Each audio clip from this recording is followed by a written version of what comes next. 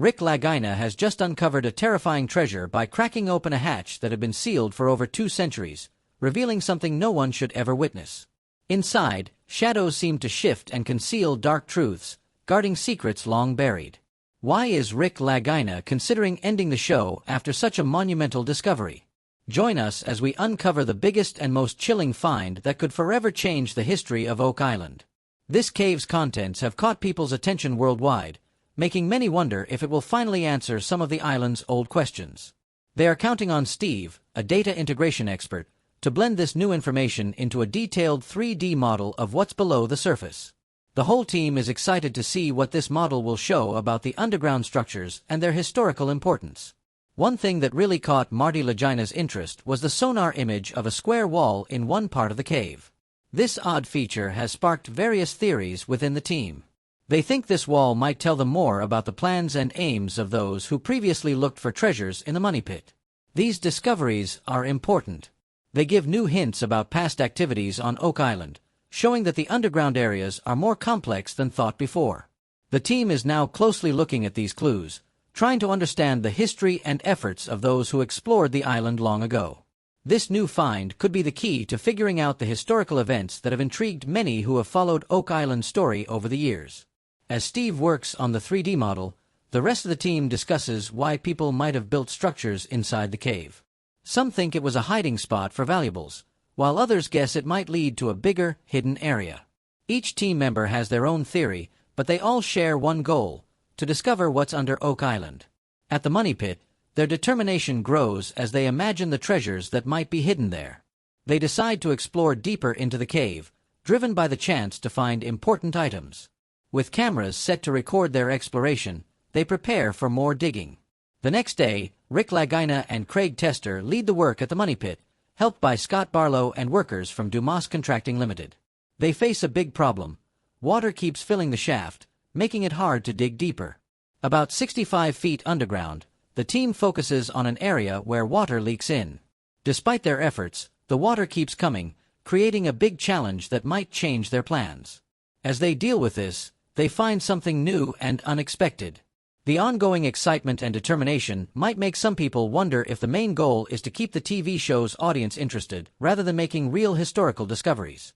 The island has been searched many times, with old stories told again for each new audience.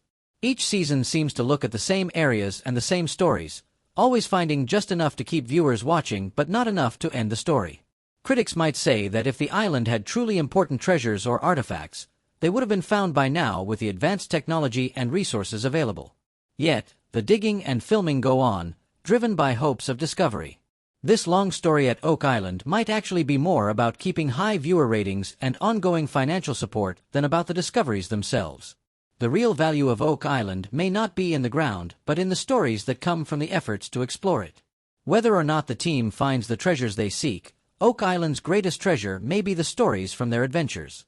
Recently, Dumas Contracting Limited found a new cavern about 65 feet deep just outside a key area on Oak Island. Interestingly, this cavern had wooden beams, suggesting there might be a man-made structure under the island. Rick Lagina, always ready to follow new leads, wondered what this could mean. Could this tunnel lead to a hidden chamber filled with valuable treasures or important historical artifacts? As Rick looked into the newly discovered space, he realized that what seemed like a minor setback might actually be a major discovery. This cavern might provide some answers to long-standing questions about the island. However, there's an immediate challenge to handle: the water leaking into the site. Managing this water is crucial for any further exploration. Unexpected discoveries awaited the team below Oak Island. They were joined by Blaine Carrick, an expert in underwater imaging, who began to assess the island's subterranean features. Their initial task involved exploring the cave at depths between 140 and 142 feet to determine if there were signs of human modifications. They also searched for any entrances or exits that could provide insights into this underground space's historical and functional significance. The data uncovered was remarkable, suggesting several potential spots hinting at multiple treasure caches hidden beneath the money pit area. Motivated by these findings, the team concentrated on a newly drilled hole into what they termed Aladdin's Cave, eager to explore its depths and uncover its contents. The first step involved using a high-definition camera to thoroughly examine the cave. They aimed to verify if the cave was shaped by human hands and to learn more about what it contained. Each image captured by the camera could provide valuable information about Oak Island's subterranean landscape. Rick and Marty Lagina saw these discoveries as the culmination of years of dedication and hard work. Their steadfast belief in the island's hidden treasures spurred them to continue their efforts, despite numerous challenges. Blaine Carrick, with his specialized skills in underwater imaging, played a central role in the investigation of Oak Island's underground. If the team managed to gain access to the cave, Blaine planned to perform a detailed sonar scan, accurately mapping out the cave's features.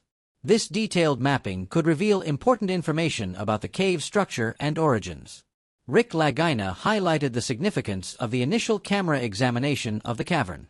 Although the camera provided some insights into the cave, much remained undiscovered. He noted that the camera's scope might be limited, especially in identifying items or structures on the cave floor, which underscored the need for more thorough exploration. Marty Lagina expanded on Rick's observations, stressing the need to establish whether humans naturally formed or constructed the cave.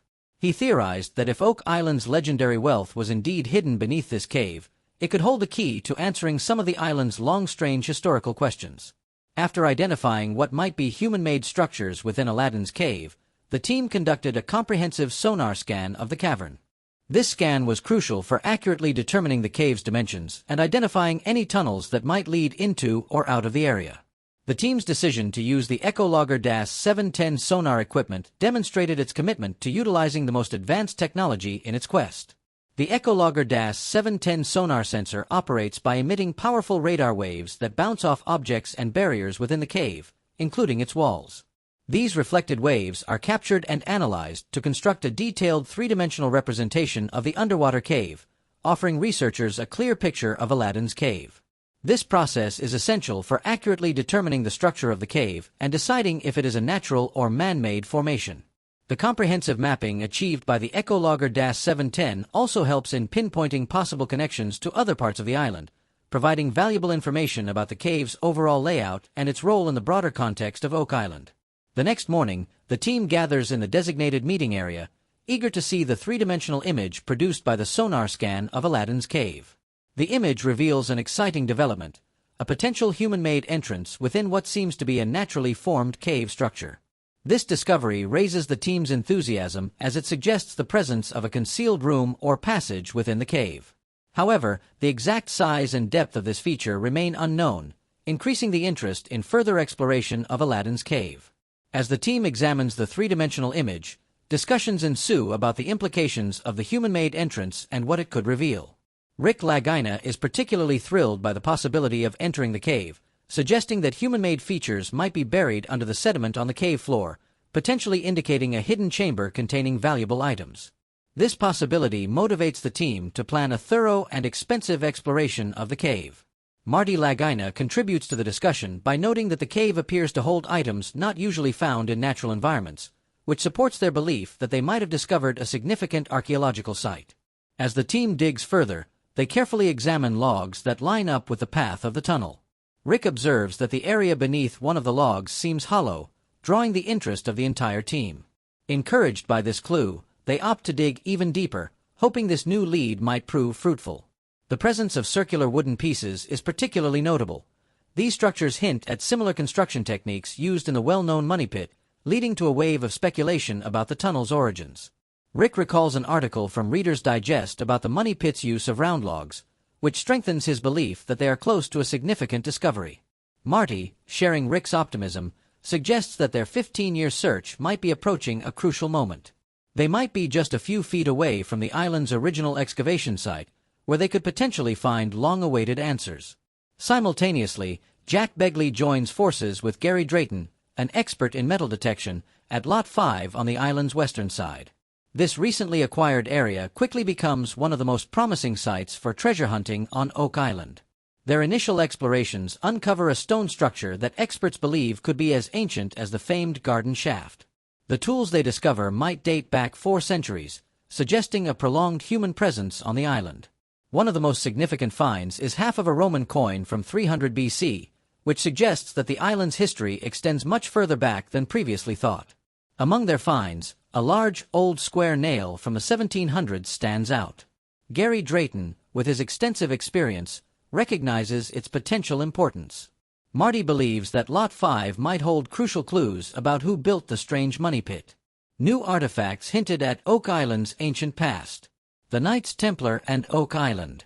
As Gary Drayton and Jack Begley continue their detailed search, they find another noteworthy artifact, a lead coin that is ornately decorated, underscoring its importance. Gary notes its similarity to ancient Roman trade tokens, linking it to the Roman coin found earlier in the same lot. These tokens, used by private businesses instead of governments, helped facilitate commerce centuries ago. The discovery of what appears to be a Roman trade token on Oak Island raises numerous questions about its origin and how it came to be on the island. Deciding to delve deeper into its history, the team sends the artifact back to the lab for thorough examination. Archaeologists will meticulously analyze the token, comparing it with known examples of Roman trade tokens to determine its authenticity and significance. If verified, this find could illuminate the diverse history of those who might have visited or lived on the island centuries before it became a focal point for treasure hunters' endeavors.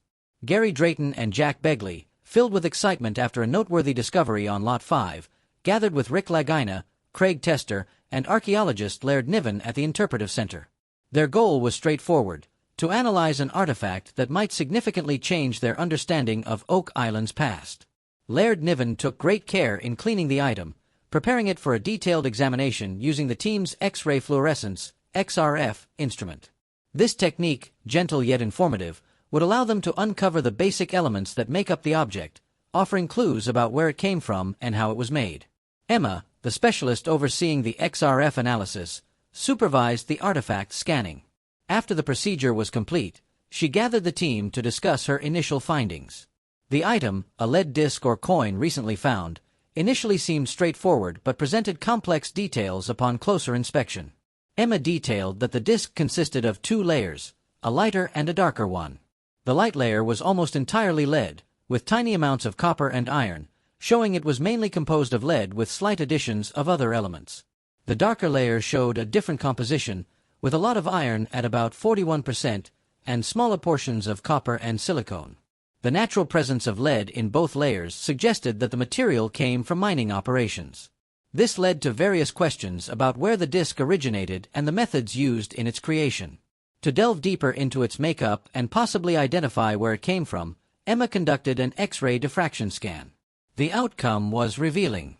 The minerals in the disc matched those found in Iranian mines, triggering discussions about the disc's potential connections to ancient trading paths or historical mining operations in that area. The impact of these discoveries was considerable.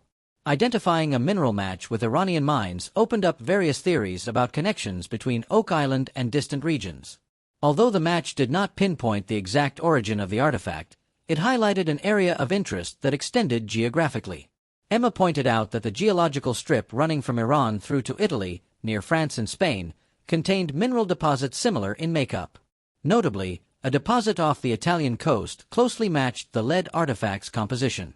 This insight led the team to consider whether the artifact could have come from Italy. What would this mean for Oak Island's history? Could it support theories that link the island to the Knights Templar, as suggested by scholars like Zena Halpern? To probe these questions further, the team decided to consult with experts in ancient metallurgy and historical artifacts to better understand the artifact's importance. The perspectives from these professionals were enlightening.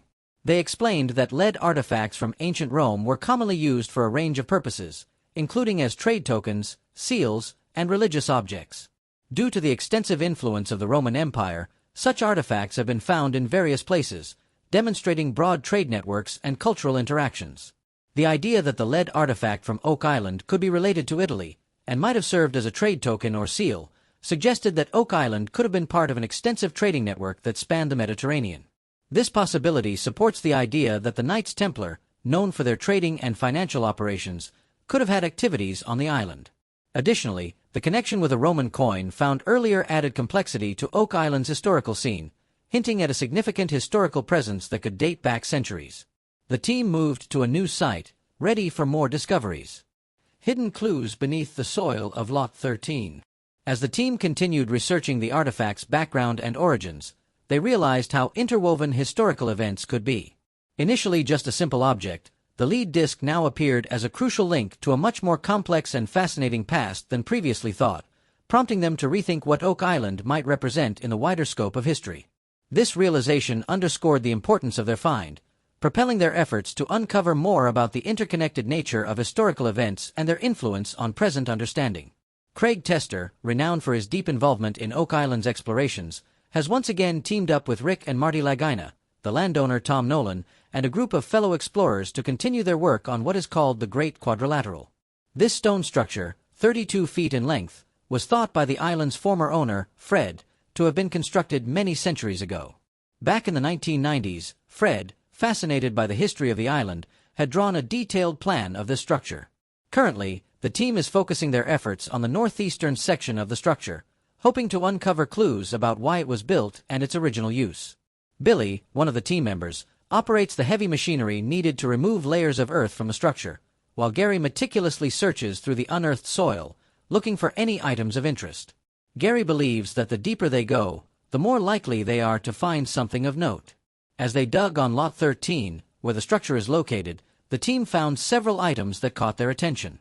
Encouraged by these findings, the team decided to extend their search to the western part of the site, hoping that this new area might yield more information about the structure.